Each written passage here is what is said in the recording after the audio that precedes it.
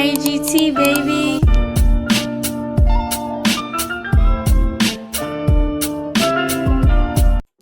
What's cracking, guys? It's your boy Junior Mafia coming back to you with another video. So we got to talk about what happened on this episode of Monday Night Raw, and man, this was interesting. I enjoyed it as well, and they continue to fire on all cylinders, man, and never miss. So we gotta unpack what happened there, and also find out what the answer was from Roman Reigns and him addressing Jacob Fatu. So I'm gonna start from the very beginning, and then we'll work our way towards the main event. So without further ado, let's dive right in. So we started with a promo package with the OG bloodline, and you hear Roman Reigns pretty much talking about, you know, ever since he got the title, and you know, having the Usos there as well, like he's trying to build a foundation again, the bloodline again, like, you know, to be that top guy to run things. But here comes Jacob Fatu trying to take it all and all that stuff. And, you know, that's why he sent the Usos out there to go straighten him out and all.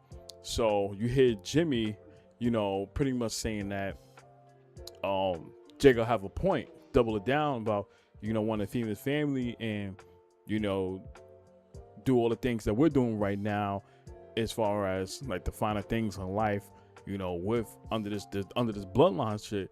And he said the way how he visioning it and going along with all this stuff is not how we, you know, we're trying to explain to him. But Jay is doubled down like, nah, bump that. Like, he's dangerous and all. And, you know what he's capable of. And he even mentioned about Jacob even beating Roman Reigns, because that actually happened, and said, nah, it has to be consequences and all. And that's what Roman looked at it. He said, now I'm thinking about it. Yeah, it gotta be consequences to his actions and stuff. So he'll think about that before going into the ring later on and addressing him, you know, about his match and all. So I thought that was very interesting to see, because we know that's all roads are going to lead to, you know, what happened at the main event.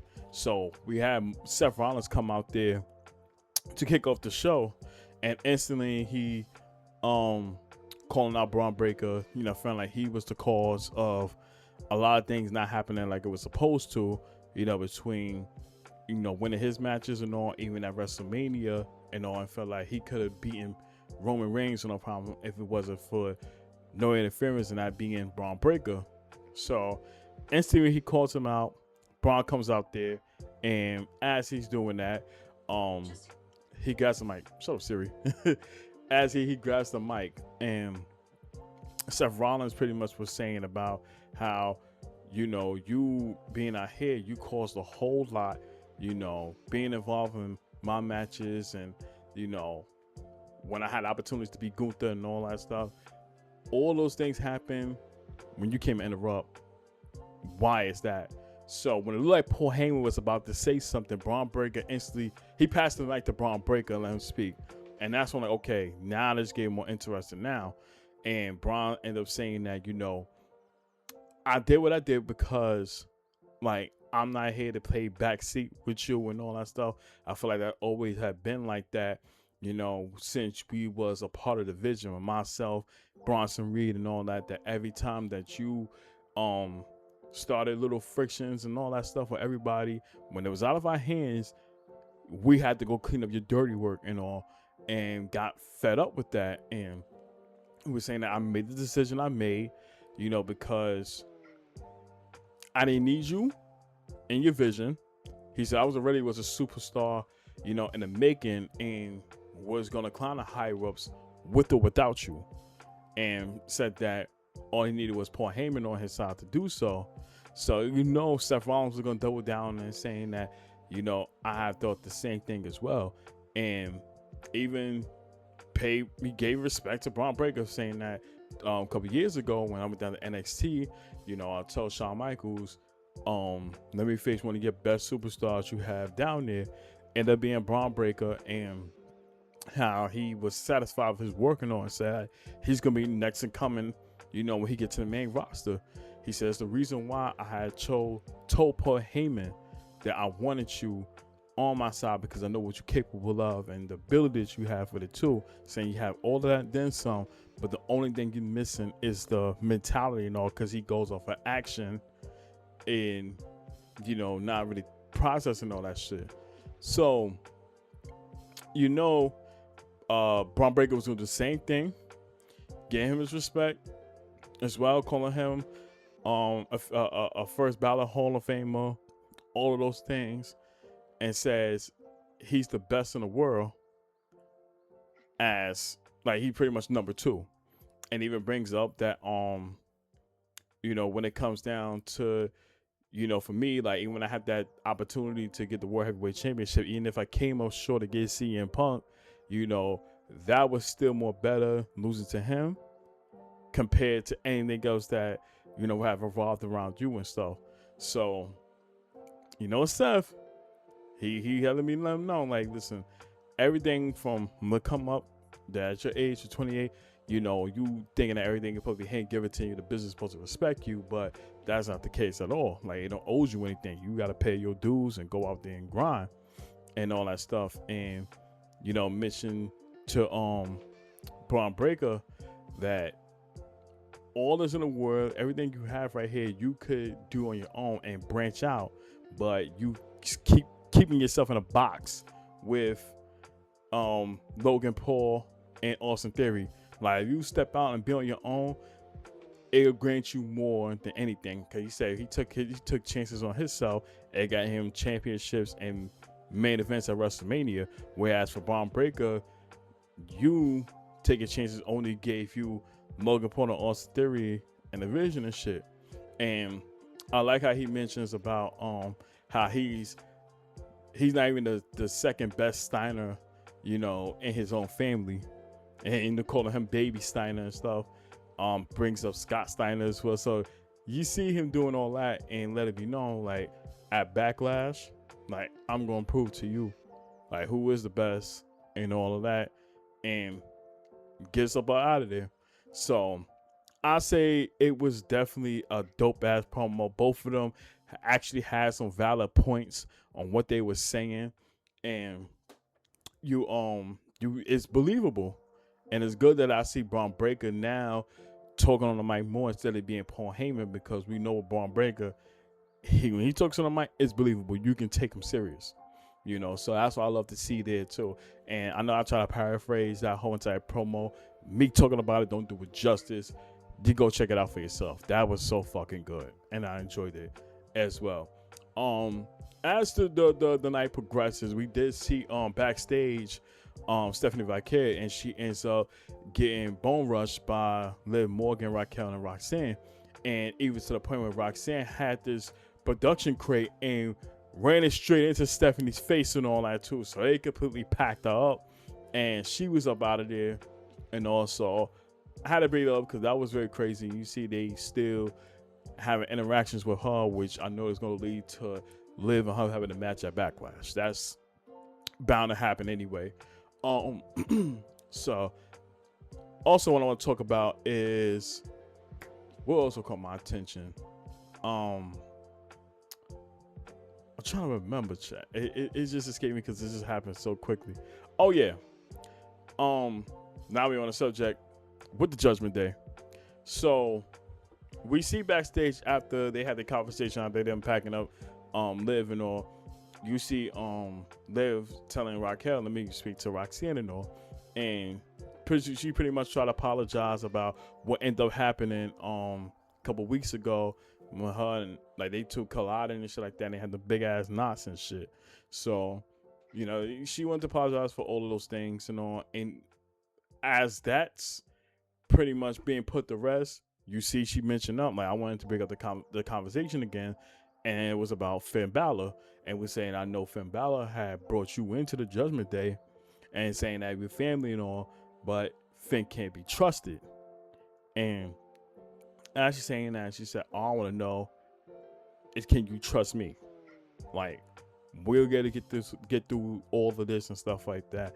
Like, that's where Roxanne, she had this, like, kind of look on her face, like, yeah, something's not up and on, but she's not going to express it.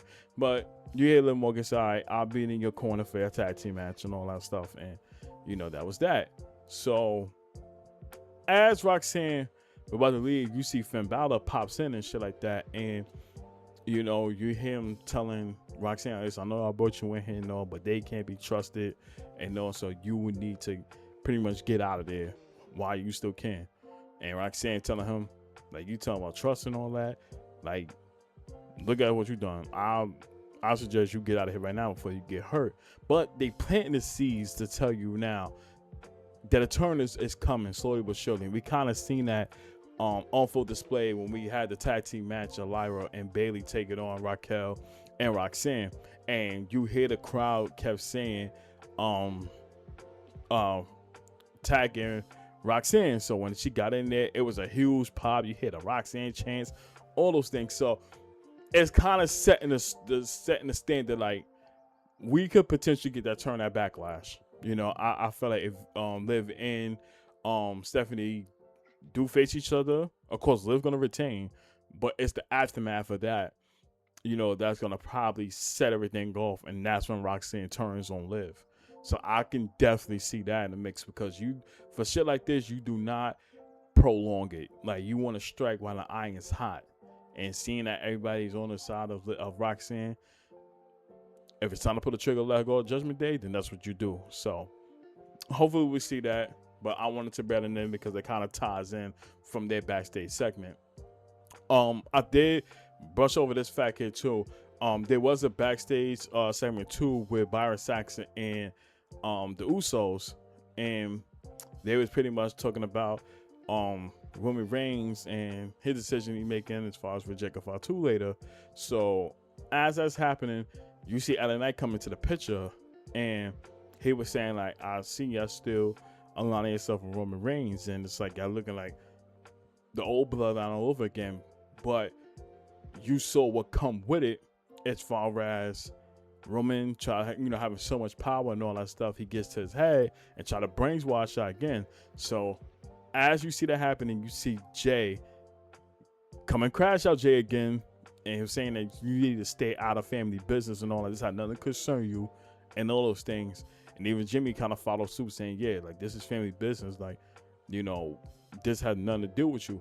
So LA Knight saying that, well, one thing I'm going to say right now, when the Bloodline started running things and thought they had full control of WWE and all that, it became my business and all. So I like how he brought that up, because we bound to see LA Knight get involved some way, somehow into this whole thing, whether it is with the Usos or whether it is with Roman Reigns. But bottom line, LA Knight is going to be truly involved, and I want to see how this whole thing turns out and all. So there's that.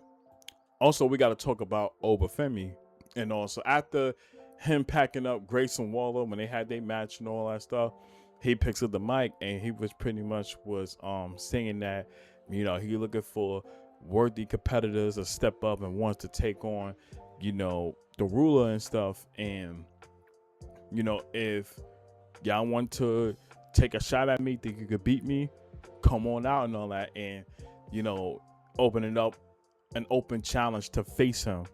So I like that, because it gives him more opportunities to feud with some people and keeps him away from Roman Reigns until the timing is right.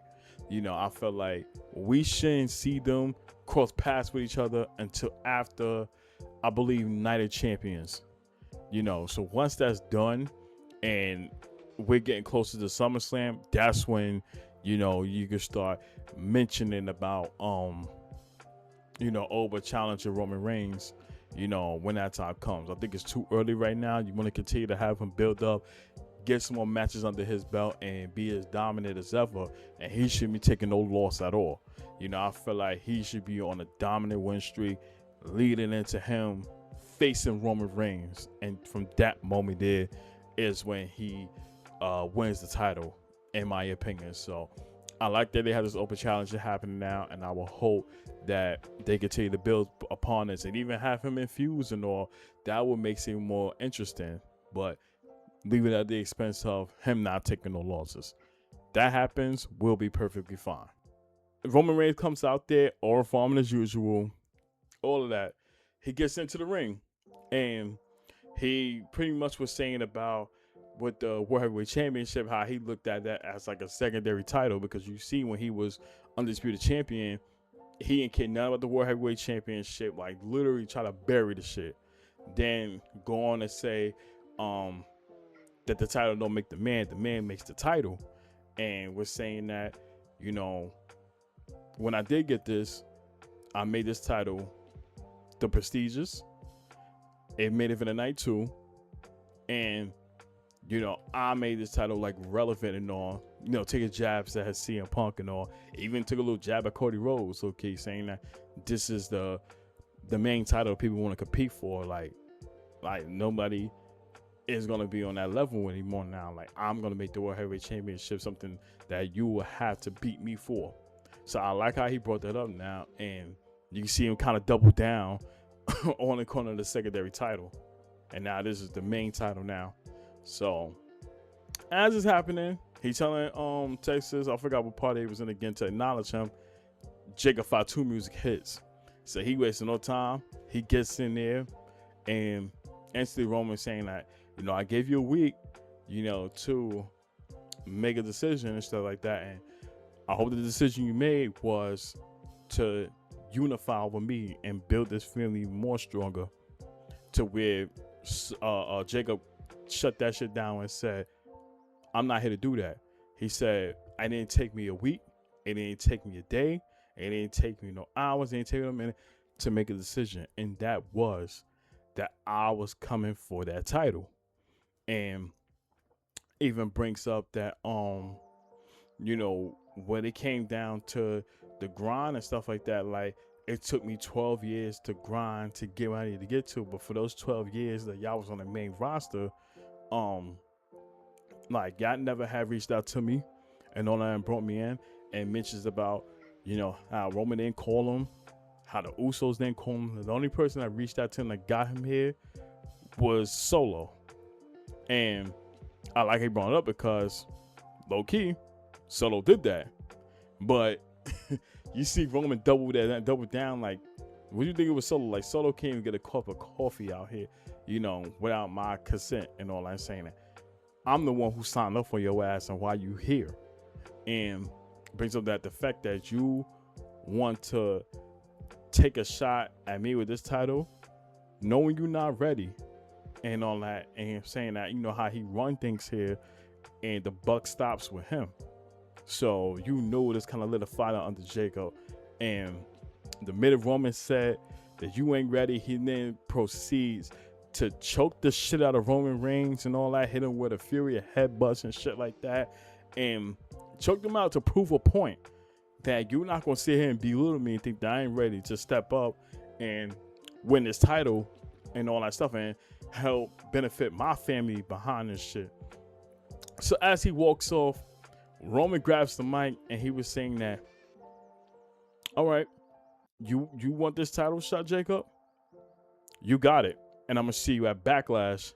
So as it's happening, the music playing, you hear Jacob say, nah, I'm going to see your punk ass next Monday on Raw and stuff. So I like this. This was interesting for me because you see Jacob didn't waste no time and went straight into crash out mode.